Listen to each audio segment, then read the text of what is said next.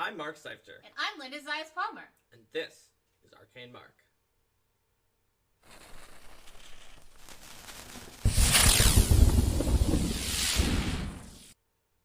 Welcome to Player Tools Collaborative Play. Today, we're going to be talking to generally the players who are not the GM, although the GM is, of course, also a player, and would be well served to play collaboratively, but we've kind of split up a lot of different kinds of collaborative play for the GM into separate episodes, whereas we're going to have one episode that's for collaborative play for the players. And when it comes to collaborative play, what we're talking about here is play that emphasizes the team nature of the game and gets the most out of that, and makes it just makes the game more fun for you and everyone else than just if it was you and the GM only playing the game and you had 4 characters. So I want to touch on briefly on what we don't mean by collaborative play. What we don't mean by collaborative play is, as we've mentioned in some episodes, a party made entirely up of characters that always agree with each other and are always trying to do the same thing. It doesn't have to be that. It doesn't have to mean you're a support character who is only making other people shine and doesn't have spotlight time. Mm-hmm. Collaborative play is all about the gestalt of the whole is greater than the sum of its parts, and making everyone shine. It doesn't mean you don't have to shine to be a collaborative player. Mm-hmm. It doesn't mean you have to just be like, I'll just agree no matter what with this person, even though they are like murdering babies for their necromantic experiments and I'm a paladin. I'll just be collaborative and not roleplay anything about this. It's just, that's fine, we're in the group. Like, yeah. It doesn't have to go to an extreme to be collaborative play. Then again, if you're the player who says, I'm the necromancer, you're the paladin, I'm going to go running around murdering babies, that is an example of not disruptive play. Disruptive play, exactly. Yes. Which we can contrast collaborative play, disruptive play, and then sort of neutral. We can put it in an alignment axis. And disruptive play is something like that necromancer murdering the babies and turning them into attic whisperers that is literally a problem and is making things worse. Collaborative play is sort of making the group experience better and leveraging the advantages of the group experience. And neutral play is just sort of like, yeah, whatever. My character has their own thing. They're not going to really interfere or help. Yeah, it would be about the same if it wasn't a group game. They're not making the situation better. They're not making the situation worse. That it just is.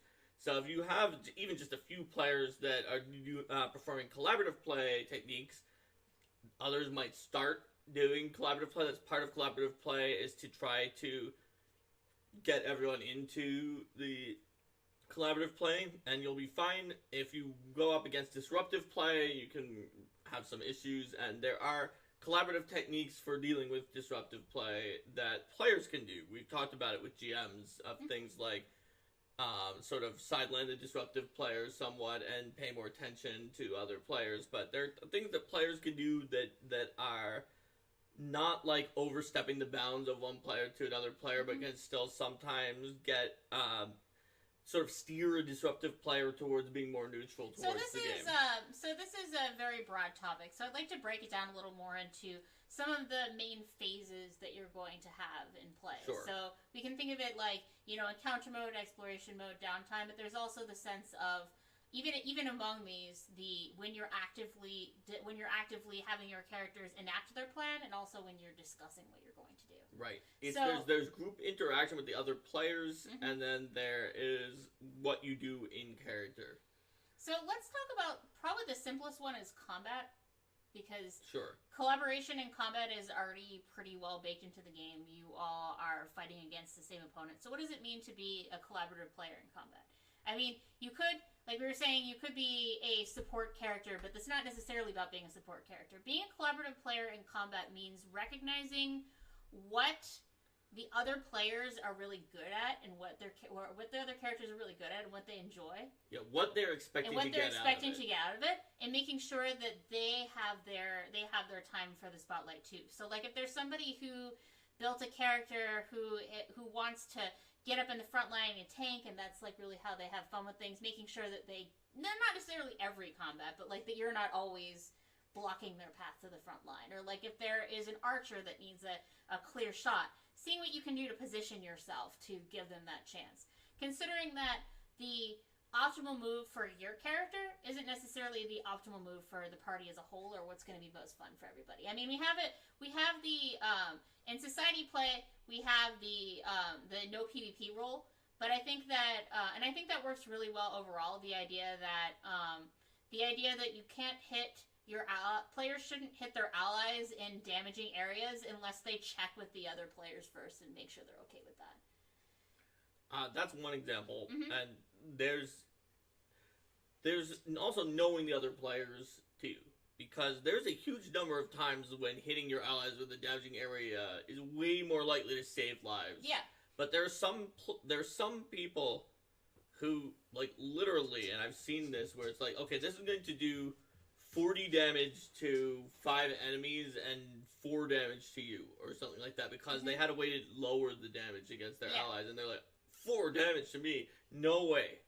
So, and just because it's just, overall, people like to think they don't care so much about getting a bonus or getting a positive as they do of avoiding penalties or avoiding losing hit points. And so, you can really, in a way that you wouldn't expect, because you'd be like, oh, of course they'd be okay with 4 damage and dealing 40 damage to all of the enemies, be completely surprised if you are going things sort of more mathematically or thinking about what is the strongest move by people who just very viscerally do not want to take any damage. So it's important to check in with them first. And in a situation like that, like, you could have a conversation about it. Be like, hey, 4 damage is probably a lot less than what you'll take if all these guys get a turn. I'm hoping to take them out. So you can have a conversation about it, but then if they're still like, no, then don't press them. And I think that's true whether you're about to blast them or not. Collaborative play means being willing to work together with the other players, or be like, hey, I have these few things I can do. Which one is going to help you the most? Or which one is going to fit better with what you're about to do? Or saying, hey, if you could move to that space instead of that space, which are the same distance, that's really going to help my next move. If there's no reason for them not to. So offering ideas that and being willing to accept ideas or giving multiple choices occasionally is good. You don't want to slow the game down to a halt with, like, I have these 7 options. All of you discuss for a long time about which one I'm going to cast. Also, this is and you don't want to sort of alpha player and be like, you have to cast haste on me because then I'll be able to do this ridiculous This is also something to be very careful with your group and what your group's comfort level is, because if you have somebody who's a lot more experienced than some new players can tend to hear these, even the most gentle of suggestions of things that they can do as, this is the list of things from what you can suggest and from what you can select, and you can't do anything else. So it's something to be careful with, to make sure that when you're offering suggestions for things people might do with their turn, that the level of suggestion that you're giving is the actual level of suggestion that they want. So there's a difference between, hey, you could do this move or this move or this move, and hey, it would really help me if you could help me set up a flank for the next turn or something like that, because then it's more about like or even just, hey, if you move there instead of there and finish your turn there, for a new player or experienced players would know this. That's a flank, so you'll get it'll be easier to hit them. Yeah, but it's always very much it's a very challenging thing, right? Because there are some players who... There's a few who would just even be to that. They would just say, how dare you? Yeah, there's a few who get upset and feel like you're playing for them. And then there's also ones that get lost and will not be interested in playing anymore if they don't get that kind of help. Yep. So it's a matter of watching what their response is and checking in with them. Anyone who purports to tell you that they have figured out exactly what the correct thing to do is when you're a player and you're in a group with other players, whether that's never give out any advice or always try to give advice to new players, they're wrong. And that includes me, where I just gave absolute advice. Although maybe not, because I'm giving an absolute advice that's absolutely relative, which is you need to gauge your group and each individual person and do the right thing for your group as a whole and for that person in particular. What I found is different each time. What I found is that even in the same not enough. The signs of not giving enough advice to the new player is the new player like kind of getting lost, seeming confused, looking to the other players and asking for advice. And the signs of them being annoyed is them kind of like shrinking back or starting to just ask you to decide their turns for them. Yes. Mm-hmm. And you can also have another one that's a tricky one because it's ambiguous of the new player is them trying to do things that don't make sense or don't follow the rules or just get nothing accomplished. Because it's possible that they actually still don't want advice at that point, but that they probably need advice. So good luck with that one. Yeah, well, I find that in that case, it's looking for that's more of a thing for the GM to handle, though. Looking for the closest useful thing to what they're suggesting, and suggesting some things in that vein. But yeah. Exactly, like Simple Simon saying, sometimes new people get frustrated and be like, I can't do anything because they couldn't do the thing they wanted to do.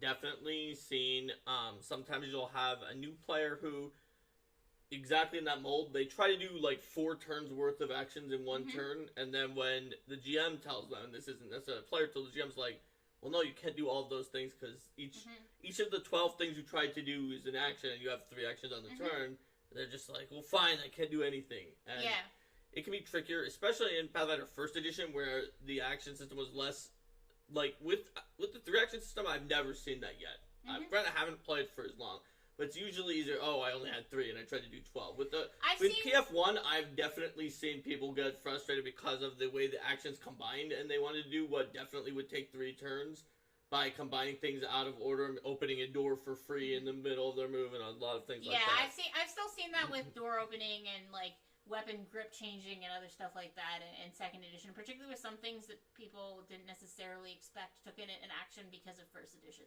You still sometimes see that. But, yeah. So I think the point there is that's always a tricky one, the line of how much advice to give. In combat. But it might not be advice, right? I mentioned, the first example I mentioned was giving a few options of what you could do and asking what is like, hey fighter, I could haste you or enlarge you. Which one would you prefer? Like? Yeah. But there is a point where it can be information overload for some players, or they just want you to decide for them and not do that. So it's not even all about advice. It's about getting the pacing and group dynamics right about any kind of table talk during an encounter. And as Joe Junger says, paying attention is very important for collaborative play. That is definitely true. Just getting lost on your phone anytime it's not your turn is a good example of neutral play. It's not necessarily disruptive, assuming that you pay attention-ish to when it's getting close to your turn and start looking and you know what the battle is like by the time it's your turn. But it's definitely not collaborative play because you're not able to engage with what other people are doing and figure out what they're doing and why by watching them do it. Yes, and that's a good point there too, Joe. Think a little ahead and be willing to adjust your plans to adapt around your teammates' actions. Absolutely. I find it's really useful to a few rounds or a few turns in advance, a few players' turns in advance, have a good sense of what you're probably going to do on your turn, so that you're ready to come in and react. Flexibility is just key to collaborative play overall, and Joe gives a good example of collaborative play. In this example, being flexible. The more that you can be flexible, and flexible doesn't mean that you're a pushover and you just, anytime another player wants you to do something else and you really want to do the other thing, you just do whatever they say. That's not what it means. But flexibility means being willing to be flexible towards what the group is doing and listen to other options, think about multiple ways of doing things is very important for collaborative play. Let's see. There's some talking about people on the phone who are then not paying attention when their turn comes up, and then they think needs recapped. Marcella Good says, struggling to gently suggest alternate strategies sometimes. Sometimes it can be very tough. It can be very tough. I was GMing a game of a very dangerous dungeon in Pathfinder Society, and one of the players just ran away and didn't fight because of the fact that their weapon wasn't the right kind for the damage reduction of the monster. It was still dealing damage, but not as much as they would have liked, so they decided, and they left. And some of the other players were not we're not thrilled about this. Yeah. And as the GM, this is not a player thing, but like, it's very difficult to figure out what to do in that situation. I can tell you, when my character died when my character barely died in that combat, I was not very happy with that player. Wait, you weren't in the session I'm talking about, so it must have been multiple times. times. We're talking about another time that happened when a character ran away and hid in the shadows, and then for several combats, and then my character died. So the time that I'm talking about, the whole group lost after about a few encounters, and all of them died except for the person who ran away. Mm-hmm. And it was Pathfinder Society characters, so yeah, that's really expensive to get them back. Mm-hmm. And you were not in that one, but there must have been another time. I was in another one. Maybe you weren't the GM for it, but I was in another Society game where someone ran away and hid and didn't participate because their character wasn't as effective as they wanted. Yeah. And then my character and another character died. Yeah. Oh, yeah, I remember that one now. Yeah. That's a different situation. That was the character preemptively won initiative and preemptively went invisible right before a bunch of enemies that character was defended against, but your character was not, were about to attack, and they all swarmed you. Yeah. Different situation. Fair enough. He did actually fight the fight for the rest of the fight. In the one I was running, there were multiple battles where the character was just not present and was looting the rest of the dungeon. Fair enough. See, I didn't remember it perfectly, but I did remember it. That was not collaborative play because I'm still annoyed about it years later. Yeah, that's right. And it's very difficult because, like, you didn't want to be telling that person, hey, you can't turn invisible. That means that these sneak attacking people are all going to rush me. I asked him to help pay for my res, and then he got really ticked off at me. Mm-hmm. And then, in my case, it was like, yeah, it was hard. Some of the other players were just saying, "Come on, help us fight. We're all dying here." And the other players were like, "No," and he very strongly didn't want to. So, there could be situations where collaborative play is a challenge, and even there could be situations where you could either say it's impossible or just say it was beyond the capabilities of the other players to make it a collaborative situation. I would say that if you find yourself in that situation where you feel like you're frustrated because your character can't really contribute, then rather than saying, "Oh, my character just runs away," that's a great time to solicit ideas from the other players. Because if you're frustrated and you're feeling you can't really contribute, you're not really able to come up with a plan, they may have some great ideas for what you can do. Mm-hmm. You know, they may be able to be like, "Oh yeah, oh wait, you're upset because you can't deal with the damage reduction of this enemy. I have a spare weapon of that type. Here, come over and you're the that." player who's getting frustrated and your character isn't doing anything, you have tools. The problem is when somebody else is, and they want to do that. It's very difficult. But it's still useful to think about, if you're in that situation, what can you do to not be because people can feel stuff. People can feel that they're frustrated. They're not really sure how they can contribute, or they're just gonna skip their turns and pass out. Mm-hmm. So, yeah, absolutely. So, generally, then, as we were saying in combat, be flexible. Think about team tactics, but don't just run everybody else's character for them. And also check with your GM about how much strategizing they want, because some GMs want to make sure that want to keep combat moving at a quick pace and say, you know what, this is supposed to be more that, a round is 6 seconds, you don't have a lot of time to talk, combat is chaotic and you're just acting and you're doing things. And then some GMs welcome more table talk and discussion during the fight. So if you are playing with a GM who wants to keep things snappy and you still want to use some of these collaborative tools, some pre-combat discussions are great when you know that your team has some time to sit down and be like, "Oh, here's some strategies we could use."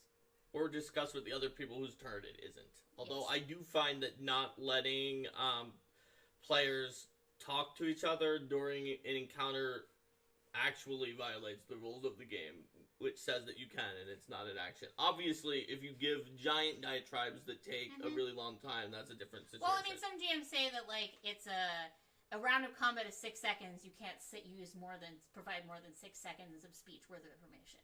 So, like, if you're in that situation, you're not necessarily going to be able to provide as much of a dump. So, work with your GM and figure out how much table talk they are comfortable with. That's a good point overall, which is we've been talking about what if another player is being disruptive. This is player tools. It's possible your GM is just going to make it hard to do collaborative play. Just constantly being like, nope, you skip your turn anytime somebody tries to talk or work together. You could have that happen. And what would you say, rather than just, work with your GM, what would you say is a good tool to use if we talk about what if the other players are being kind of unreasonable, but can we bring them on track? What if the GM is being kind of unreasonable, and you want to do collaborative play? Like you I said, work together with talking, the GM. Like I said, having strategy conversations like after combat about what you might want to do in that, what you might want to do in that next fight. If there were things you wanted to say during the fight, it was like, oh, hey, maybe we can do these kinds of things next time. What if you're dead by then? I mean, what if you thought you would be dead by then? Because games are designed to give us this feeling of danger, even if we're not actually going to lose. So what if you honestly feel like if the GM just keeps having people go without thinking about their turns, and based on what people are doing, including yourself, because you don't have enough time for it, you're just auto-attacking these guys, and you realize that a new strategy is necessary to win the encounter, or you think so. How would you go about that? Just ask for a sidebar with the GM and say, can we have a short break? I feel like our characters have been adventuring together long enough to sometimes mix up tactics, and I think what we're doing doesn't work. Yep. That's my suggestion. Yeah, I would suggest that too, or I would suggest that too. And honestly, sometimes you'll wind up with a GM who just you feel is unreasonable and is just taking you off. And when that happens, I usually just check out. Which is not necessarily the best solution for collaborative play. It's not, but like it's better than being eruptively disruptive, but being completely checked out actually is a form of disruptive play. It's not on a neutral. But I know. But what I'm saying is that like it's still better than erupting. And if I find this is something that I struggle with. Like if I'm having trouble with the GM, but we're not perfect on collaborative play, by the way, for sure. Those things we're talking about how hard the balance is, I struggle with it constantly. But I mean, part of it is too that's not something I have a lot of practice with. Because I've very rarely had GMs that are unfun to play with to the point where I would actually check out from the game.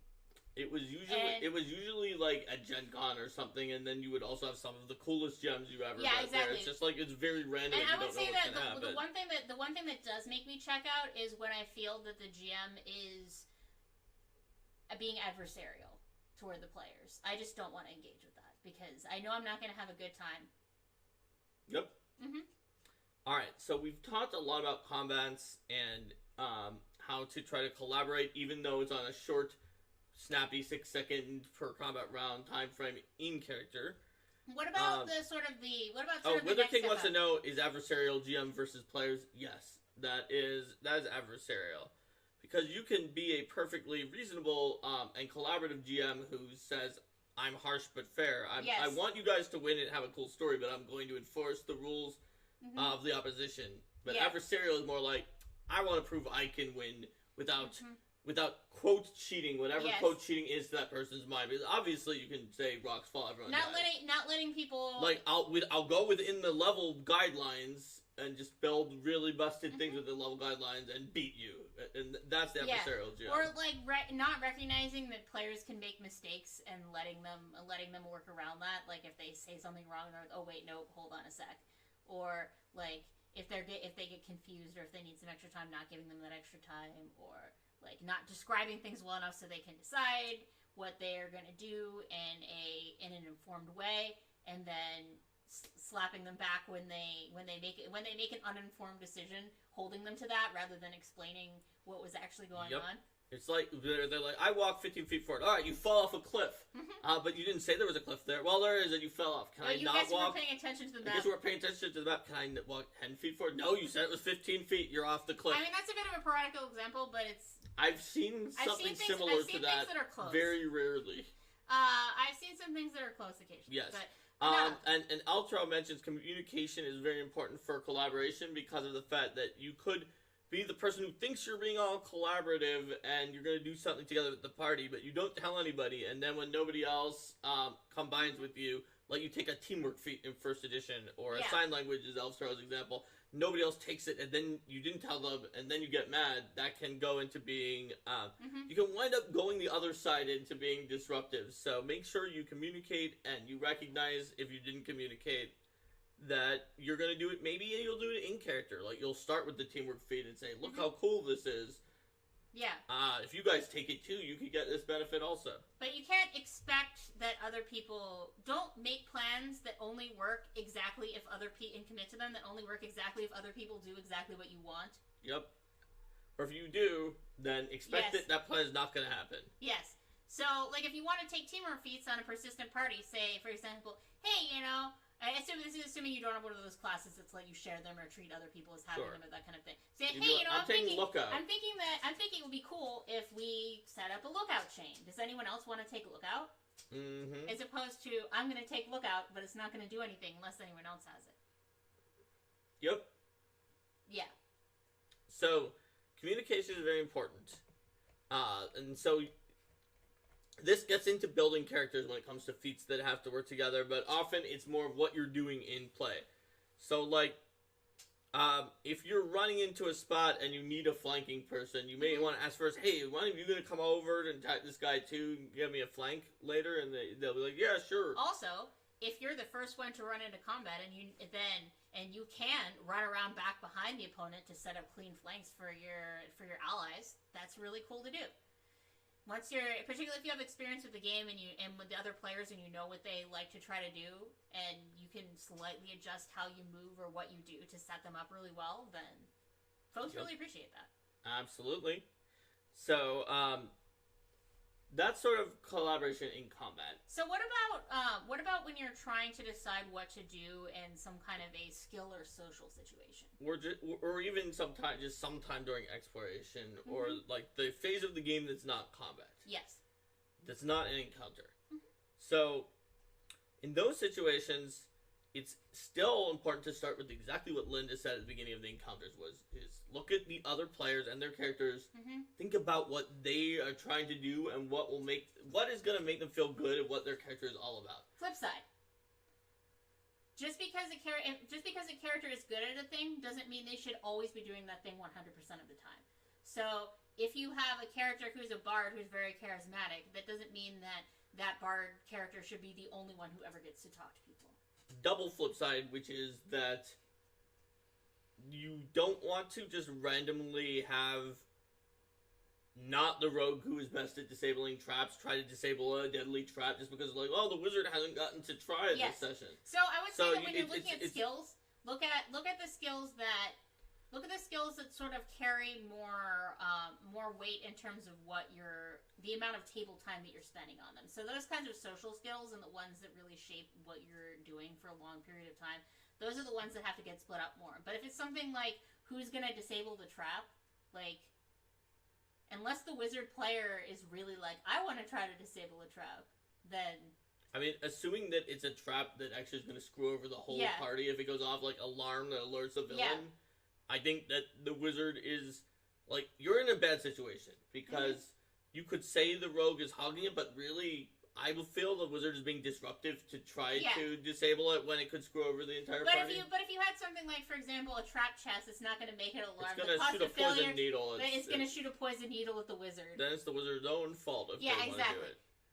But even the rogue has some chance of hitting themselves with the needle. Well, that's a good place for aids, I find. Like in a lot of social encounters, normally you could have the wizard aiding the rogue, and that's your best. Yeah, the wizard aids the rogue, or in the social encounter, you can still have the bard roll, even though as the primary roller, even though everyone's talking, and then different people can roll to try to aid. Or one of the things that we specifically structure a lot in society scenarios is reasons why the same person can't just do all the talking. Like, there's a lot of phases of this.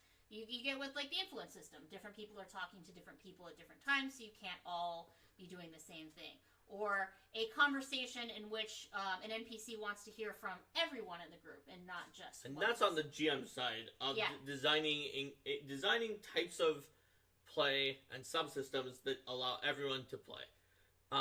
But when it comes to be on the player side, you don't really get to choose whether that's what's coming up. And I saw a comment recently on, like, I think it was a pretty old Reddit thread, but I happened to notice it, which I read it and I was like,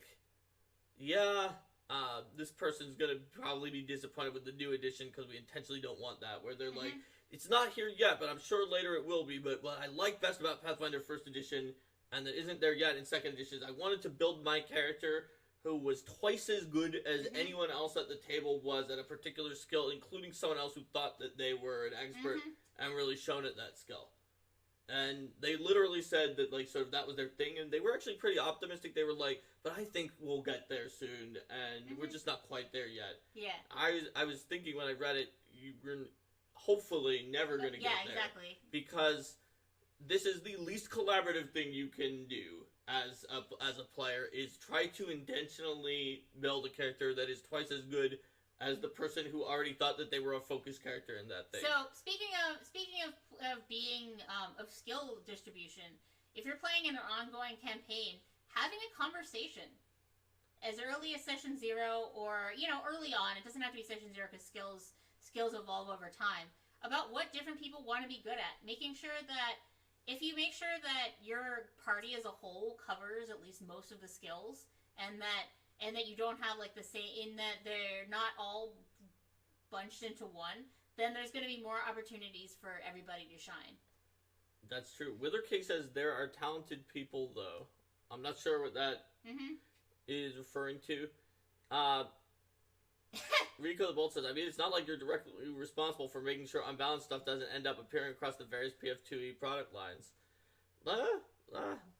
Indirectly in some cases, because I oversee the people who do it in some cases, but directly in others. Yep. But I mean, it's also, there's certain things built into the balance of the system, like how big can a bonus be, the fact that no untyped bonuses never exist, never, ever. That's right. Stuff like that. They literally, the rules do not allow for them. There's not a type of bonus. They're not, and you can't invent new types of bonuses and either. You're not allowed to make new types. Yep. And even if you did, they,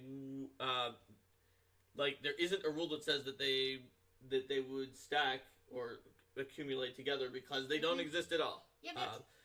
They don't exist in Damage Rico, but you can have additional damage, which is not a bonus. Technicalities. Yes, anyway, you can have something like you do an additional 1d6 precision damage, or but it is not a bonus. You can have status bonuses and circumstance bonuses to damage, but you can have this loosey-goosey rando additional damage, which we had to create in after the playtest, when we realized we didn't want Barbarian Rage to not work together with like a bard song or something like that. Yep. Yep. At any rate, though, you won't wind up with someone who actually is literally twice as good as the person who really tried and thought that they were good at the thing. Yeah. I mean, it doesn't take as much. If you have about a +6 versus the other person at the skill, you're twice as good as them at the skill. Assuming a sort of situation like, say, opening a lock or disabling a device where the critical success is 2 successes, success is 1 success, a failure is 0, and a critical failure is -1, or something bad happens, then if you have a +6, you actually are twice as good as them. You don't need +40 compared to their +20 to be twice as good at them. Yep.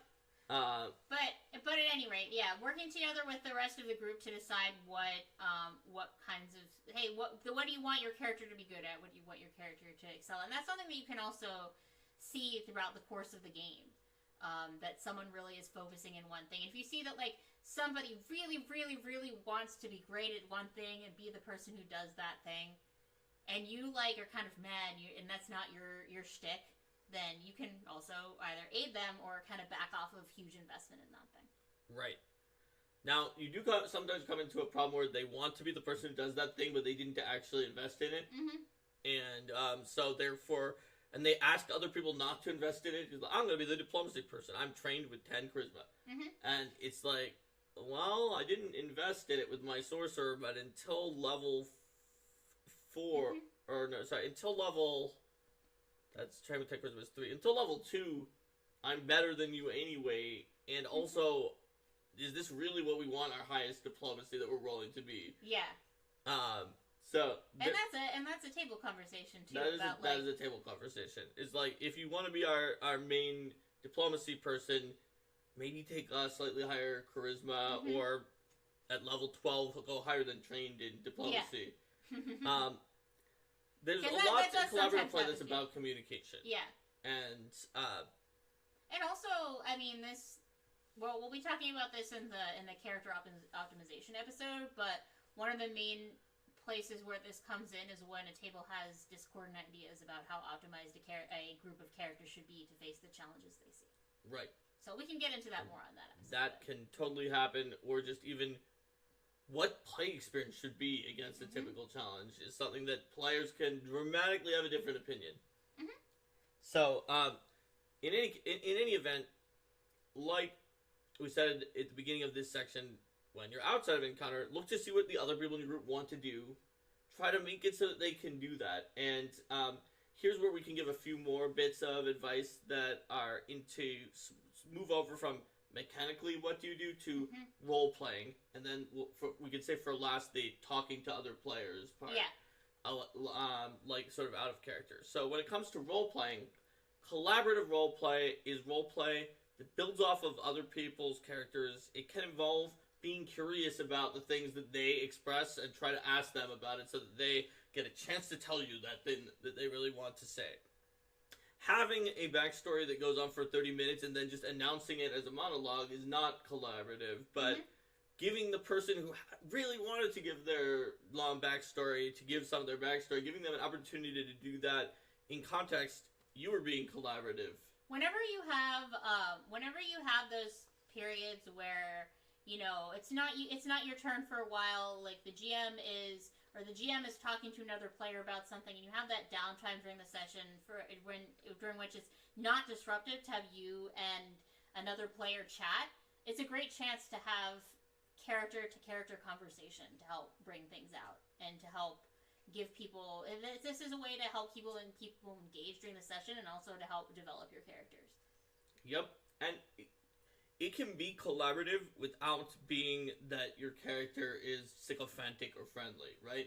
Like equally collaborative to, like, let's say the wizard has a new spell, Fireball, and throws it in the fight. You could be like, "Wow, that's amazing! I can't believe you can do something like that." That's sort of like the more funny. But you could be equally collaborative, by being like, "Gosh, you could have done this whole time, and you're just now doing it here." It's a little bit of being sarcastic and giving them a hard time, but in a way that engages the other player to talk about the cool thing that their character just got. Yeah, or even the thing where, I guess if you're using the example of Fireball, the War for the Crown Wizard who's constantly casting Fireball, and then he starts the thing before the combat. He's like, "Anybody want any buffs?" It's like, "I need resist fire again, because you're going to hit me with another one of those fireballs. I know how this is going to go down." Yep.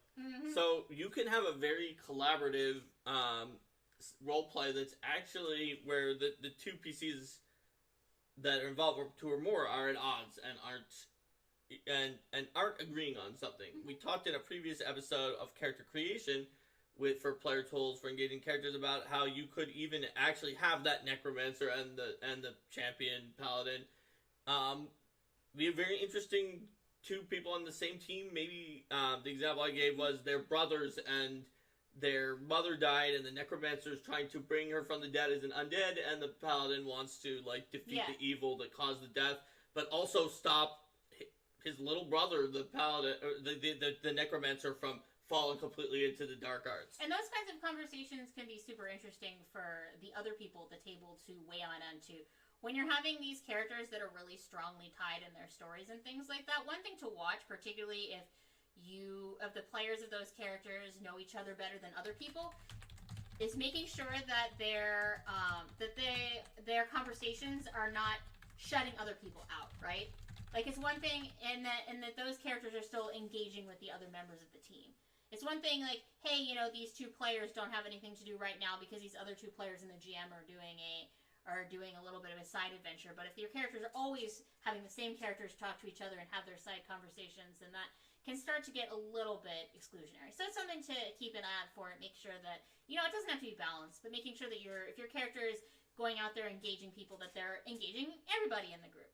Unless you have one of those players who just, is not into the role play. Like, you don't have to try to... play style, where they seem to be having tons of fun. Yeah. While also saying almost nothing. And there are some players who, they don't want to talk. They just kind of want to be there with everybody else And when it's their time to do a thing, they do a thing, and Mm-hmm. they stay out of the spotlight. And another thing about, like, when characters are having discussions, like, characters can have even kind of heated discussions with each other as long as it's not, like, the players arguing with each other in real life. Mm-hmm.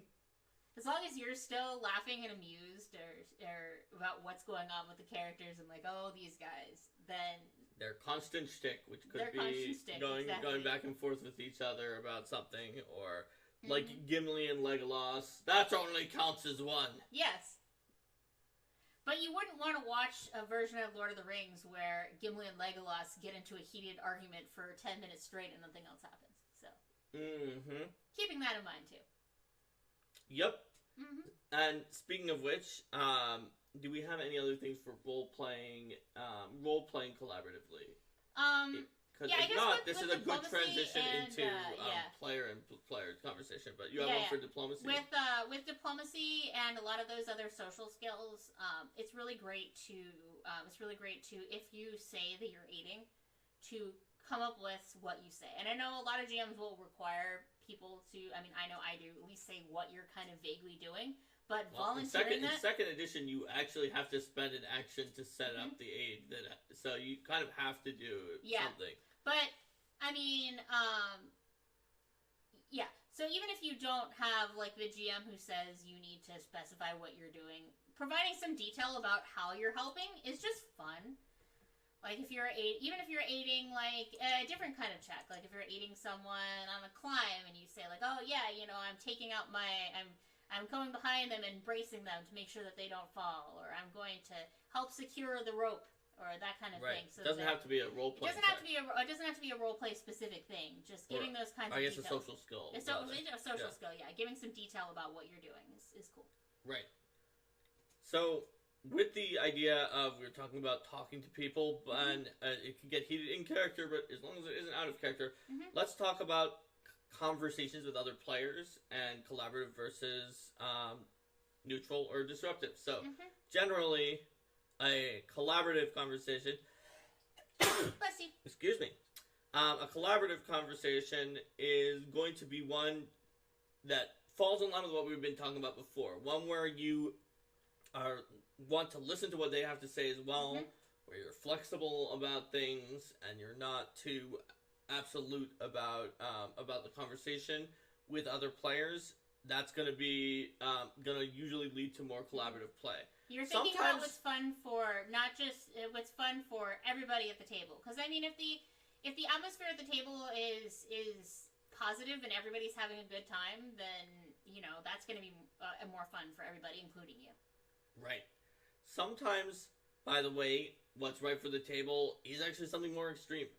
We were playing a game of Iron Fang Invasion recently where there was like this massively complicated subsystem of preparing a town for a siege where there were just like 10 different things we could do, and if we repeatedly did it, it got harder, but we could use different skills for different ones, and we could try to propose to the GM to use a skill that wasn't on the list at a higher DC, but that was that higher than one that had raised multiple times from using it before, and how many times have we succeeded in each one. That just eventually, the GM was running it, and he didn't want to tell us what to do because that would just be automating the process, but there was just too much moving parts, so to go a little bit into the other player tools on top that we have on here, I just asked people, do you want me to just be a marshal on this and write everything down, find out which skills are ones that only one person has, and suggest it to people and tell you, oh, with the skills, so I got everyone to tell me their skills. I'm like, with the skills you have, you could be on any of these three. This one, you're the only person who can do in the group. And then which of these? Which one is behind? Which one have we filled up? Yeah, the exactly. Most? And what are you? Okay, we can go anyway on these ones. Which one do you want to do? Right. So that one I did more than you would almost ever normally do as a player because I was just keeping track of everything and marshalling everything. But it was. But that was it was so complicated that we needed to. It was in response to. It looked like it was starting to drag to a crawl, and as a many times GMs, I could tell it was going to. And the GM commented that he was having an issue. Yes, and it still took a while, even while we did that, but we still kept it snappy enough that a lot happened, and people were engaged. But that was the one where I was like, oh yeah, I guess I'll do this, even though this is this is like significantly more sort of more pushy than you would normally and do. then but that was because that was what we all wanted. Yes, we all everyone wanted it we didn't want to be lost in the skills and confused. We wanted to be able to move on. We wanted to keep the focus on describing what our characters were doing and how they were helping, as opposed to getting lost in the weeds of exactly. And telling our stories based on the die rolls of how the dwarf just kept not inspiring any of the soldiers, and so the soldiers were barely learning anything about actual tactics, but the Arcanist kept teaching anti-spellcasting strategies to them. So it was like, well, they know everything about how to stop spellcasters, but if they do anything else, then they're not ready for it. So then what we did was we had that thing was running, and then we'd roll first to see how well we did, and then we describe how well we did. And if we couldn't come up with ideas for it's like, oh, I failed on this again, and it's like, oh gosh, what happens now? And then we would also suggest things to each other, like, oh, what if this happens? Oh yeah, that's cool. So this is what happens when I do this thing. And so it was a very collaborative experience overall. And as a Rebirth Psychic, I was also a good person to be making that list, because I was the person who theoretically could do 80% of the skill checks alright if nobody else was going to do them with my int-based character that adds half my level to knowledge skills situation in Pathfinder 1st Edition. So you weren't really you weren't the best at that many skills, but you were the backup at basically everything. So we needed to figure out how to use it. I was the best in the party at a distressing number of them, just because nobody else had the skill. Yeah. Or just it was me and then the bard, who was not intelligence based but had the same ability. Yeah. But. So, I'm giving this anecdote because that's an example of a time when what would be way inappropriately too much at most situations was the correct thing to do. And that's a good example of why you need to figure out for the other players and for the group and for the moment what's right, and it may be different. And I'd say that second part, the part where we came up with our own ideas for how we describe what happens when we get the results, and we solicited ideas from each other to come up with a better story, is more of a typical example of what you might see. Right. When you're trying to describe your story, but you're not quite sure what you want to have happen. Yep. So, again, flexibility and communication are going to just take you real far, rather, as opposed to just not telling anybody, but dogmatically, I guess the opposite is dogmatically, it has to be the exact way that I want it to, and I'm not going to tell anyone. I mean, just in general, as a side note, I know I've mentioned this before, but I love as a player when I'm the one who's dictating, at least in part, what the results of my roll are, rolling first and seeing how well I do, and then describing it based on the roll, so that I can doing it badly so that I can ham up failure if I roll badly, and take another moment to think if I roll really well. Yep. You could roll badly and be like, I'll try to convince the king that we need help against that undead army. Roll natural 1. You idiot! Don't you realize that there's undead who are just going to kill you if you don't help us?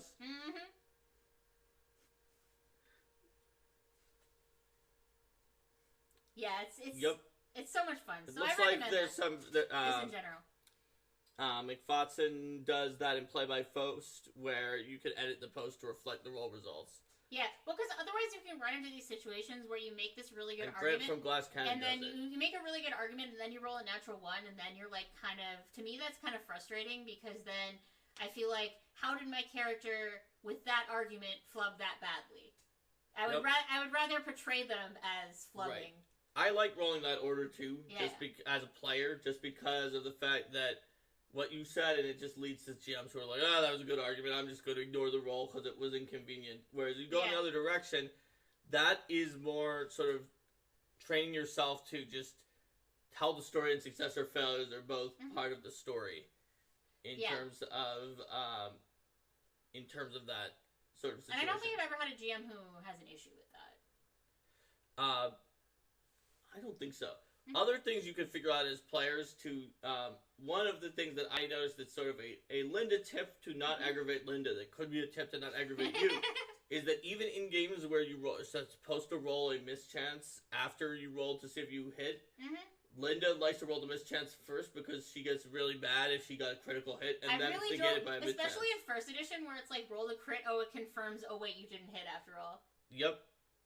So, whenever there's a mischance, instead of doing it simultaneously, just so you wouldn't see that you lost a crit, I know you like to do it first. I do that as a GM too, more so because it. But in that case, like I'm obviously not frustrated at all if a monster loses their critical hit, but more so because then I can say like they come in for a swing and they miss with the mischance, because usually the mischance is something the player has set up, and it's faster. Bacon Golem says multiple GMs love the delicious loss of a crit with mischance. Yeah, you'll that's a like just a style I think that thing, right? as a GM, I actually enjoy, maybe not what Bacon Golem was saying, but I enjoy losing my own critical hits to a mischance. Because I get to roll and be like, yeah, that's a good critical hit. Yeah, that's what Bacon's saying. Yeah. I think Bacon may be saying the delicious loss of a player's crit to a mischance. Oh, okay. And talk about robbing the GM, but as a GM, I like losing my own characters. Oh, okay. Critical hits to a mischance because of the fact that I can be like, oh yeah, I crit you for 192 damage. Oh wait, nope, I guess I missed because of the blur. And then you really feel like the blur was giving you some benefits. Anywho. Yeah, people talk about blur and mischances a little bit there. Squirrels aside. Well, it's not entirely a squirrel because we're talking about mischances, announcing things, which roles you're going to do in which order as part of sort of priming your own psychology for more collaborative play. Yeah. Let's see. There is a comment about encounter called for time just as the GM was confirming ×3 crit versus Joe Junger's snarky swashbuckler. That could be useful. Yep. So, basically, just think about ways that you can make the narrative more interesting, and that includes making your failures more interesting.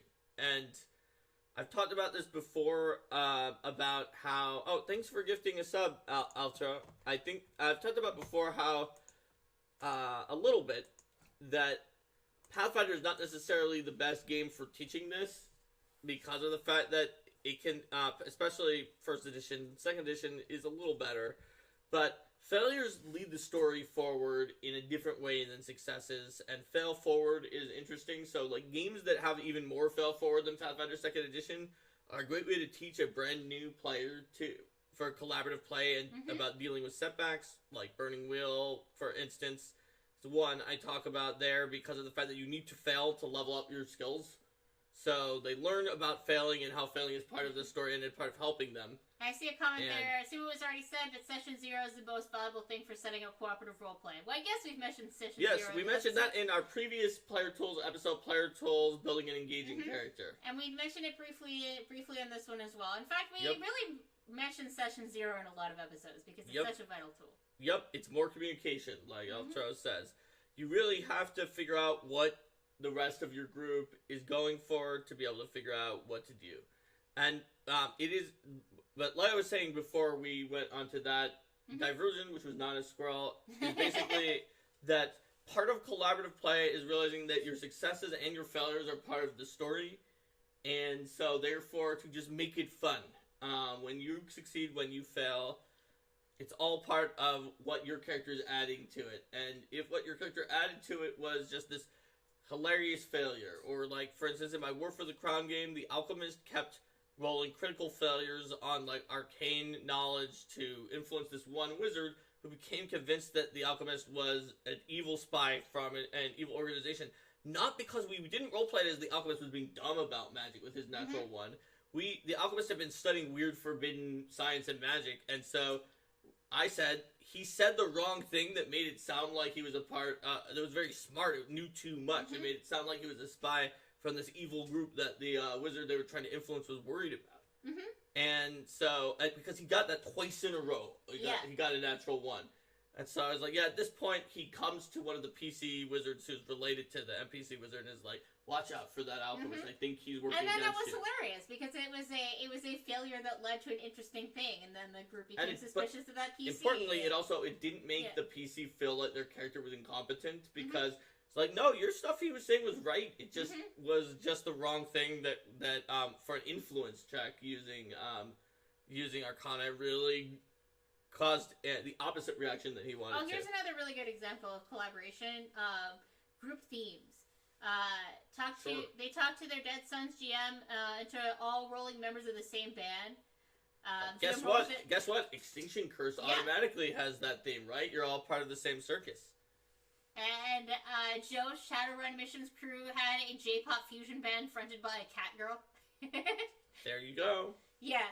So, I mean, if you have a group that has a theme, that's a really good way to set up connections right from the very beginning between characters that help to foster communication in player or inter-character communication and explain why the characters are going to want to listen to each other and have a pre-made reason why they want to talk to each other and why they might know each other before.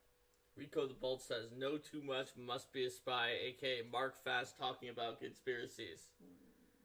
That reminds me uncomfortably of trying to play Werewolf/Mafia, where it's like, Mark survived the first night, therefore he must be on Werewolf/Mafia, or they would have killed him, so we're gonna lynch him. Yeah, you're still salty about that, 10 years after the last time we played that game. To be fair, it's not one time, it is playing it and having that happen to me 12 times in a row. Oh, I know, it was just mimetic. There was no reason for you to play with those people anymore. Yes. Once they reached the idea that I needed to be executed on the end of the first day if I survived it, there was no point to play with that group.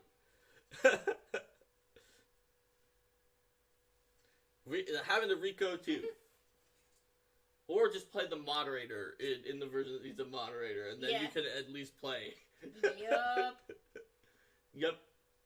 At any rate, do we have anything else that's specific? Do we have any other things? Okay, yes, we have one more.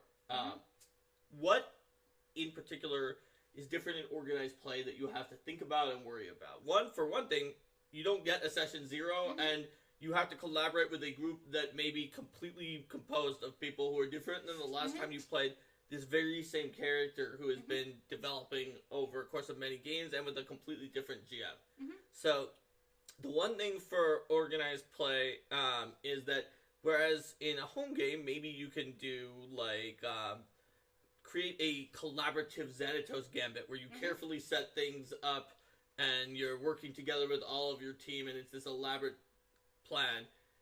You need to get good at Xanatos speed chess when it comes to organized play, aka like speed dating, quickly being able to figure out about what the group likes and what is good in that situation with that GM and with that group, what the characters want. Try to use the introductions, and if the GM won't do it, you just introduce your character and see if you can get everyone to do it anyway. And I would say that there's certain things that are pretty much always good collaborative play and organized play. Like, for example, First Edition Pathfinder Society, bring a wand of Cure Light Wounds. Or, have some kind of consumable items that the rest of the group might be able to use or share, or offer ways that your character can assist them.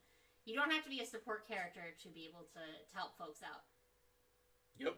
And one of the things that you see a lot once people build up a big binder or notebook full of characters is if they have a lot of characters that they can play, taking a look at what other people are bringing and seeing which kind of character might slot well into that group. That's something that... Or even asking, do you want this character or am I that character? This character? It's like, or what kind of character... Or you're coming into a table, it's like, alright, what kind of character do you need?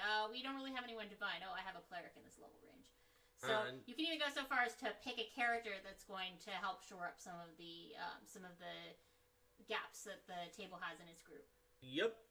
And McFadden talks about expressing your character as efficiently as possible, which is one of the things we talked about in the creating an engaging character. It's in the org play section, so right on point, which is having something about your character that is distinctive enough that people can remember it, and trying to give those other players a chance to tell you something about theirs as a way of getting to things quickly. Yeah, express your character quickly. Look for snappy opportunities to have your character make a comment. Or try to make sure introductions happen, even if the GM doesn't do them. You can just have that be a thing your character says in character, and maybe the other characters will introduce themselves to, and try to in character be like, you feel like, I am a master of the arcane, or something like that. See if you can get them to talk about what makes their character great, because then you know what they want their character to be doing.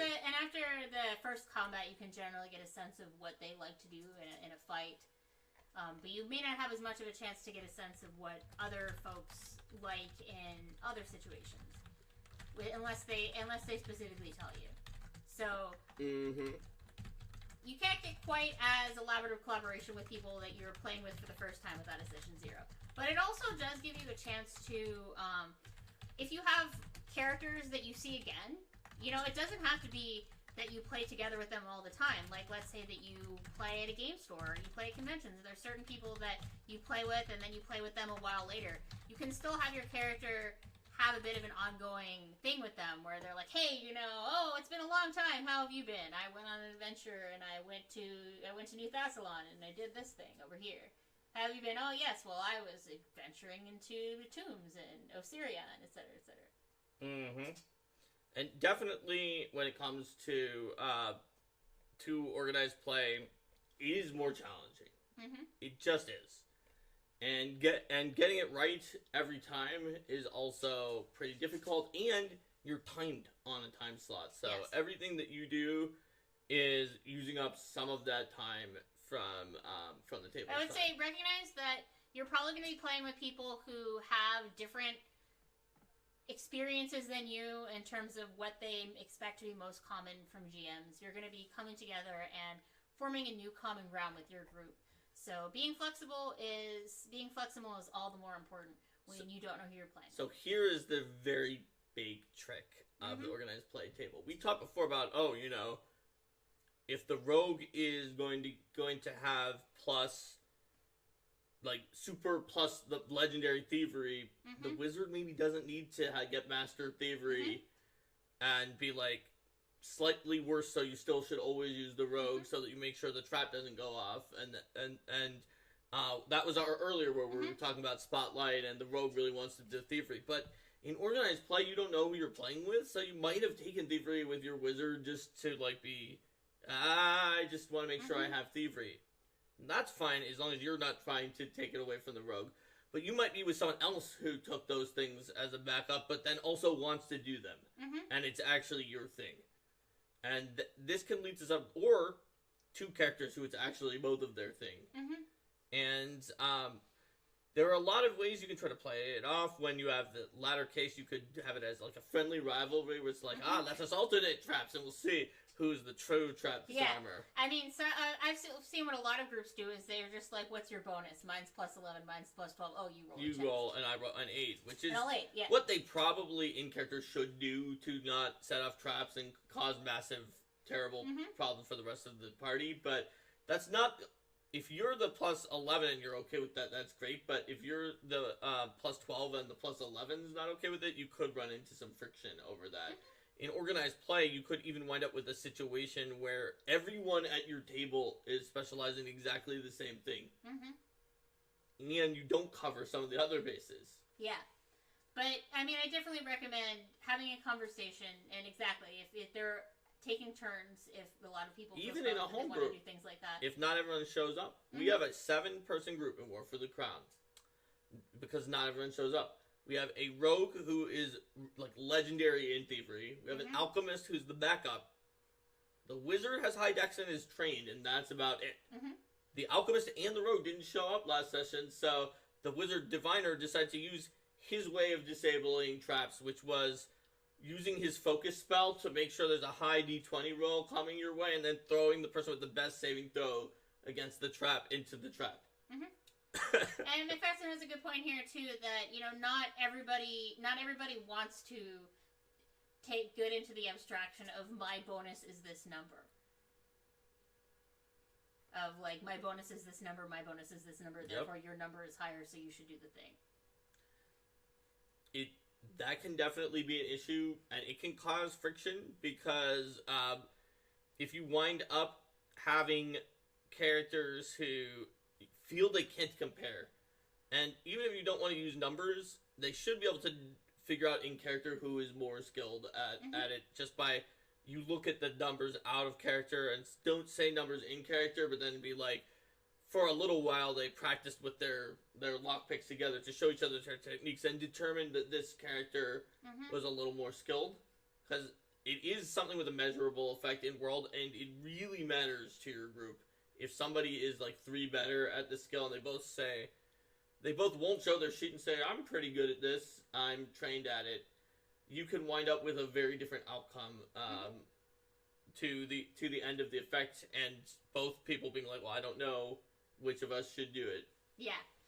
And there's another example there in terms of, like, how wounded are you? Whether people say, like, you know, I'm pretty beat up, or whether they say, I'm missing exactly 17 hit points.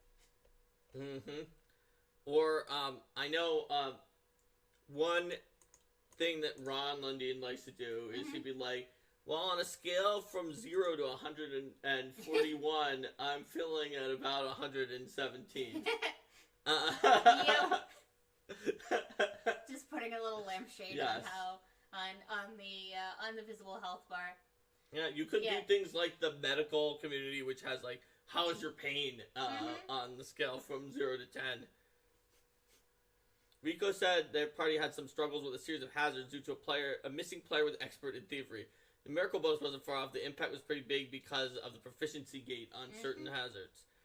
Yeah, there's some hazards where there's just an easier way around them that only an expert can handle. Bonus idea, barbarian who does scale of 1 to 140 hit point trick, but they're super bad at math and always give the wrong number. That's a funny one. There you go. Although, if you're playing Pathfinder First Edition, or actually 3.5 even more so, barbarians had to be really good at math because power attack was sort of, you selected a number up to your BAB to power attack by, so you had to be able, I tried to calculate the maximum by virtue of doing the sliding scale and looking at the curve and be like, oh, against this AC, this is the best one. So really, you tried to mathematically calculate how best to use your barbarian, really? Yes, and that is what a lot of people who like to optimize did with that power attack. Which is why I'm very grateful that Pathfinder First Edition power attack did not do that, and it just was a set amount that you power attack for, so that you don't need to have like 17 possible use cases and then calculate them all out. At any rate, let's see. Altro says that in their game, all traps were found by the wizard that just went ahead without checking. There you go. Well, we did a lot of that kind of lockpicking in the last session. Yeah, I mentioned that, except for that it was. They actually found the trap, and then they used a divination spell to be like, oh, Linda, your fortitude save, you probably won't have your bones liquefy, and you're really good at it. And then the wizard said that, and my fighter's like, what now? No, of course not. And then the wizard's like, oh, well, I can do divinations to make sure that we foresee and we're in the best possible future to guarantee that you won't get hurt. Okay, fine, Eustace, but if you get this wrong, we're going to have words with my axe. And then he gave you a natural 15. Yes. And you were unaffected. Yep. So far, you guys have been completely unaffected by the trap because he's thrown someone with an evasion-like ability at all of them. and then given them a high D20 roll. Oh my god. He gets so much use out of that. The wizard went to dying 2 each time. Wow. Going ahead. Well, that's one way to detect traps. But watch out, because one time that wizard's going to get hit by persistent damage. Dun dun dun. And then it's going to be more than just dying too. Yup. Was there anything else you wanted to discuss? No, I think organized play and the fact that presents additional challenges was going to be my last thing. So I suppose just to summarize, there are some tools for collaborative play, but we can't really tell you exactly what to do in any given group because every group's different. Everyone has their own experiences. So communication, flexibility, a third thing. Fun. There you go. All right. Collaboration. So let's say goodbye to YouTube. Bye, YouTube. Bye. See you when we see you.